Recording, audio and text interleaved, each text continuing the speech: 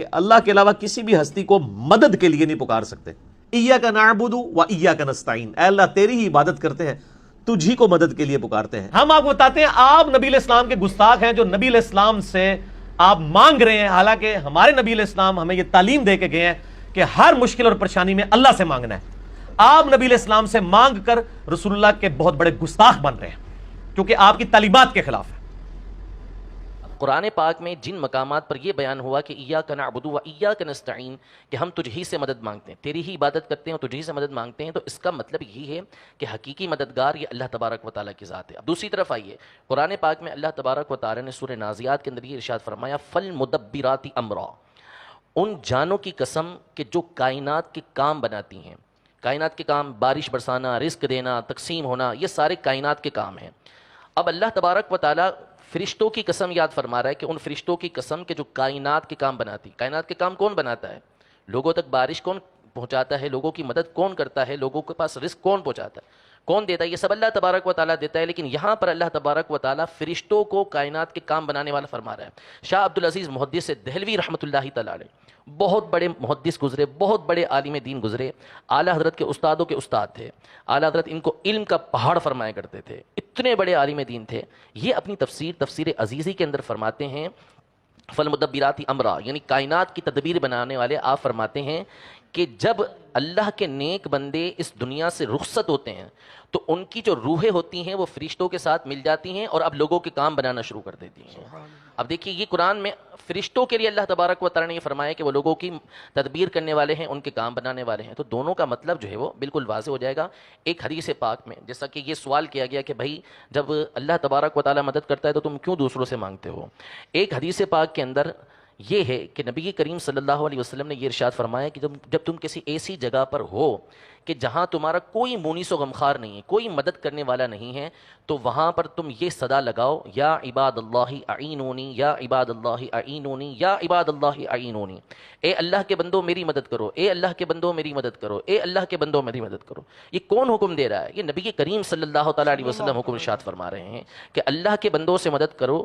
ملا علی قاری رحمۃ اللہ تعالیٰ علیہ اس حدیث کی شرح کرتے ہوئے ارشاد فرماتے ہیں کہ اللہ تبارک و تعالیٰ کے کچھ نیک بندے وہاں پر موجود ہوتے ہیں، رجال الغیب وہاں پر موجود ہوتے ہیں جو بندے کے کام بنا دیتے ہیں. جتنے بھی افراد مدد کرنے والے ہیں یہ اللہ تبارک و تعالیٰ کی مدد سے مدد کرنے والے ہیں.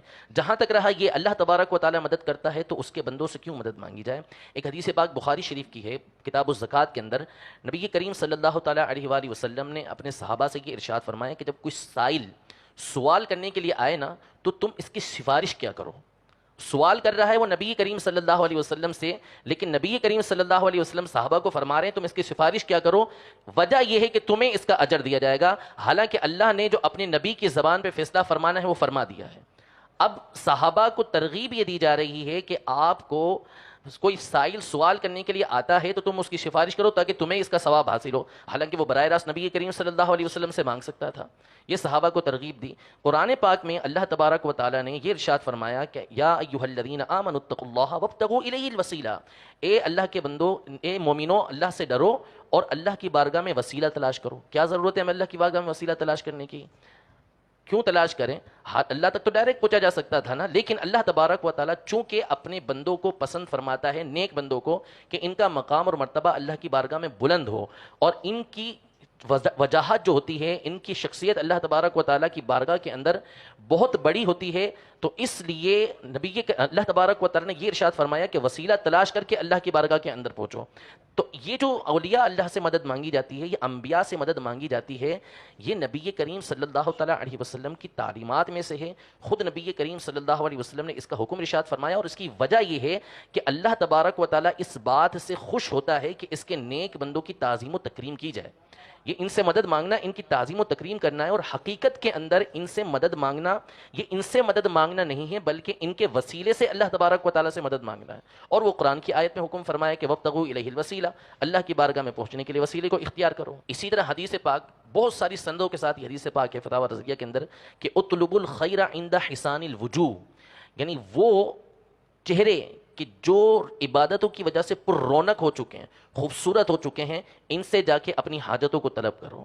یعنی اس حدیث پاک کے اندر حکم دیا گیا کہ نیک لوگوں سے اپنی حاجتوں کو طلب کرو، اور پھر آپ صحابہ کرام علیہم رضوان کے عمل کی طرف آتے جائیں تو آپ کی آنکھیں کھلتی چلی جائیں گی۔ تو اس طرح اگر واقعات کو بیان کرتے جائیں تو سینکڑوں واقعات اس طرح کے موجود ہیں کہ جس میں صحابہ کرام علیہم رضوان نے نبی کریم صلی اللہ تعالیٰ علیہ وسلم سے ایسی مددیں مانگی ہیں کہ جس کا ہم تصور بھی نہیں کر سکتے۔ ایک صحابی رضی اللہ تعالیٰ عنہ، ان کا ہاتھ نکل گیا۔ اب بعض لوگ کہتے ہیں نا کہ یہ تو ساری جتنی بھی مددیں تھیں یہ دنیاوی مددیں ہیں، ایک صحابی کا ہاتھ نکل گیا تو اب ہونا کیا چاہیے؟ کسی طبیب کے پاس جائیں، کوئی ڈاکٹر سے اس کو سلوائیں، لیکن وہ نبی کریم صلی اللہ علیہ وسلم کی بارگاہ میں حاضر ہوا اور عرض کیا کہ میرا ہاتھ نکل گیا ہے۔ حضور علیہ الصلوۃ والسلام نے اپنا لعاب دہن اس پہ لگایا، ان کا ہاتھ جڑ گیا بالکل۔